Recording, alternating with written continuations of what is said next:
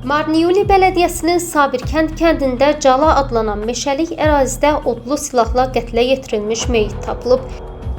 Dünən gecə saatlarında burada cəsəd tapılıb. Qətlə yetirilən şəxsin xarici ölkə vətəndaşı olduğu bildirilir.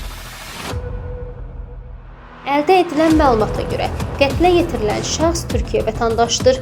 Hadisənin tam nə vaxt baş verdiyini ətraf sakinlər bilmir. Lakin əraziyə gecə saatlarında çox sayda hüquq mühafizə orqanları əməkdaşlarının gəldiyini söylüyor. Ayaqdan da gəldilər, tutub gəlmişdi. Saat hardasa 11 olardı. Vallahi heç işləmədik, yalan deyirəm. Bax, bəlkə də 5 kərə, 6 kərə belə etdirə bilərdi. Bizim burada açıq deyim, belə geri yanmış, xeyli burada durdular.